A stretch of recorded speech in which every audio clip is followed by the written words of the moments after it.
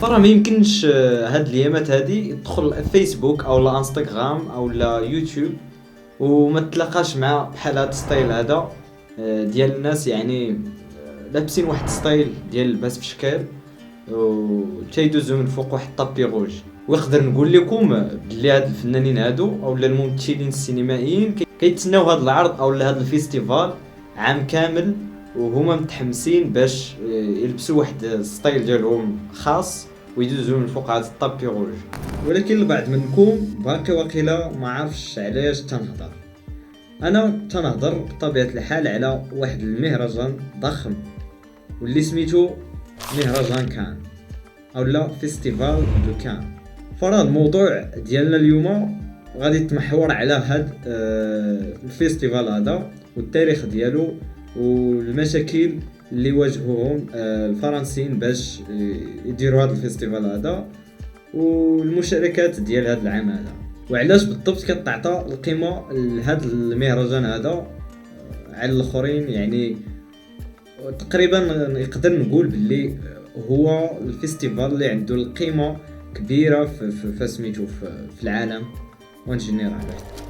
اولا سمحوا لينا على هذه الكاليتي هذه ديال الصوت والصوره في لا فيديو، حيتاش ما مساليش شي شويه باش نهز الكاميرا ونصور وباش نرد ستوكاج باش نمونطي يعني، وزربت على هذه الحلقه هذه وخديت وصورت بالتليفون ومونطيت بالتليفون وغيقبلوا علينا وصافي. هادشي اللي كاين.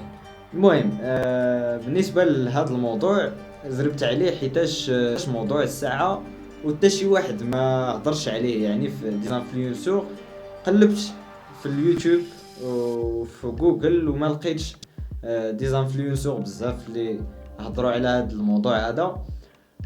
فقط كيهضروا عليه غير الاوروبيين، يعني الناس اللي في اوروبا خصوصا في المغرب راه حتى شي واحد ما هضر على مهرجان كان. المهم باش ما نطولش عليكم يلا نبداو الحلقه ديالنا.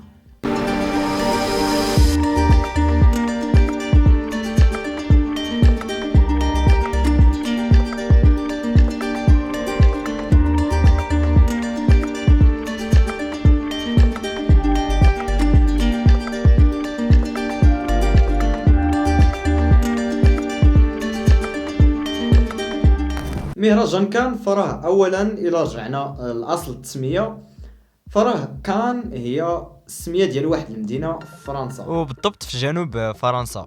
وديك المدينه نيت فاش تتنظم المهرجان، وكل عام تيحاولوا يديروا هذا الفيستيفال في شهر ماي. وهذا العام بدا في 16 ماي وغادي يسالي في 27 ماي. والاشاره المهرجان خدام 24 ساعه على 24 ساعه. نشأ مهرجان كان، وهذا الشيء من بعد ما تقاتلوا السينمائيين ديال فرنسا حتى خرجت الفكره الارض الواقع، من بعد ما هربوا من السيطره ديال هتلر وموسوليني. حيتاش في ديك الوقيته كانوا هاد الحكام بجوج فرضوا السيطره ديالهم على واحد المهرجان الوحيد اللي كان في فينيسيا طاليان في ديك الوقيته. وكانت لجنه التحكيم ديال فينيسيا كيختاروا الافلام اللي فازوا بالجوائز عن طريق ارضاء هتلر وموسوليني، يعني الفيلم اللي بغاو هاد الجوج اللي غادي يربح، ماشي اللي اختارته لجنه التحكيم. وكانوا تيغيروا النتائج في اللحظات الاخرين. وهنا خرج المؤرخ والدبلوماسي فيليب بيرلونجي ولا فيليب بيرلونجي هكذا وقيله باش كتنطق بالفرنسيه، وقال مع راساتو علاش ما يصاوبوش واحد الفيستيفال حر يستقبلوا فيه بزاف ديال الافلام خارج الوطن، يعني في جميع انحاء العالم وبدون ضغوطات سياسيه. وفعلا ومن هنا غادي تولد الفكره ديال فيستيفال دو كان من بعد ما وافقت عليه وزاره الثقافه الفرنسيه، وداروا اول دوره في سبتمبر 1939. وهنا صيفطوا لانفيتاسيون لجميع دول العالم باش كل دوله شاركت بفيلم واحد. وفرنسا ما بغاتش الصداع بينها وبين المانيا وايطاليا، وصيفطات لهم لانفيتاسيون باش يشاركوا، ولكن ما قبلوهاش. نهار الافتتاح هتلر رول لهم الحفله بسبب انه دخل في ديك الوقيته لبولندا، وتاجل المهرجان ديال كان 10 ايام، وعوض يتعرضوا بزاف ديال الافلام تعرض غير واحد الفيلم اللي سميتو هونشباك اوف نوتردام. وملي سالا الفيستيفال عنو على الحرب العالميه الثانيه، ومن ثم ما عمرهم فكروا يديروا فيستيفال دو كان. ولكن في 1946 رجع المهرجان وشاركت فيه 18 دولة بأفلام اللي في ديك الوقيته هما أفلام حاربية، وتعطات جائزة لجنة التحكيم ل 11 دولة. Je déclare ouvert à Cannes le premier festival international du film. وإلا جينا نهضروا على الجوائز ديال فيستيفال دو كان، فراه حاليا الجائزة المهمة علاش نيض القربالة هي هاد الغصن الذهبي، هو علاش تيخدم المخرج حياته كاملة. ولكن في الاول ملي يلاه بادي كانت الجائزة الكبرى هي جائزة لجنة التحكيم، وما ظهرتش السعفة الذهبية اللي نتوما كتشوفوها اليوم حتى 1955. ولكن في 1964 رجع المهرجان عاطي القيمة لجائزة لجنة التحكيم أكثر. Participante, la classique bataille de fleurs a prélude aux compétitions des maîtres films. ولكن رجعت عاوتاني السعفة الذهبية في 1975 وزادوها الجائزة الكبرى وجائزة أحسن ممثل وأحسن فيلم قصير وأفضل مخرج. ولكن في كل شيء هاد التخربيق هذا كيبقى داك الغصن الذهبي هو علاش كيخدموا المخرجين وكتنوض عليها القربالة. جينا نهضروا على طابي روج، فراه دوك الفنانين اللي تيلبسوا داك اللباس في شكل وتيدوزوا من فوق ديك الطابي، فراه تيخدموا على داك اللباس عام كامل باش يوصل كان وباش يدوزوا به من فوق ديك الطابي الحمراء 2 دقائق ولا دقيقه، كيتقام عليهم داك اللباس باثمنه خياليه. نقدر الصراحه نجيب لكم شي ارقام موثوق فيهم، ولكن راه الزباب ديال الفلوس. d'honorer sa magnifique présence dans l'histoire du 7e art de la communauté mondiale. Rappel à tout ce qui brille de son amie Géraldine Nakache.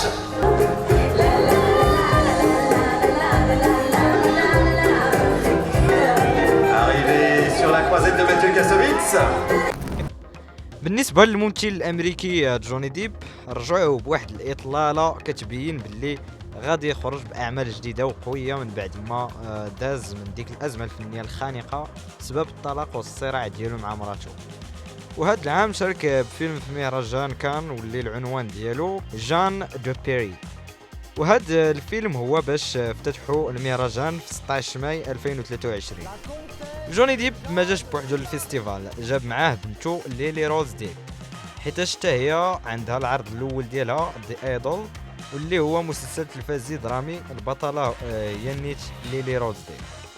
وبالنسبه للمشاركات العربيه في الفيستيفال، صراحه هذا العام كاينين المشاركات بزاف، وهذا الشيء كيبين لنا باللي السينما العربيه كتقدم شيئا ما، والانتاجات العربيه هما اللي متصدرين القوائم ديال المشاركات في الفيستيفال دو كان، بحيث كاين 9 الافلام العربيه اللي مشاركين، ومن بين هاد 9 ديال الافلام كاينين دي كورميتراج ولون ميتراج وحتى دوكومونتير.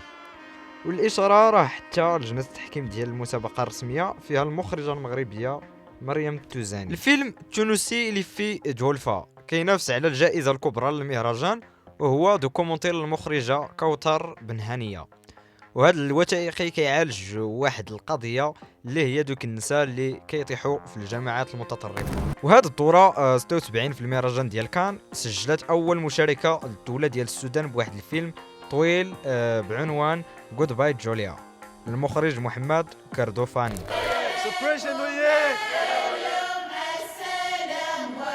قلت لك مكانك. وهذا الفيلم كيعبر على المعاناة ديال الانفصال ديال جنوب السودان على الشمال ديالو، وهذه الحكاية كتدور على واحد المغنية متقاعدة من الشمال وهي اللي كتسبب في المقتل ديال واحد الراجل في الجنوب. وما نساوش ايضا حتى الاردن شاركت لاول مره بواحد الفيلم طويل في اسبوع النقاد في الفيستيفال نيت، وكذلك الجزائر شاركات وبزاف من الدول الاخرين، واخا صعيب يدي شي فيلم عربي الجائزه الكبرى، ولكن المهم المشاركه.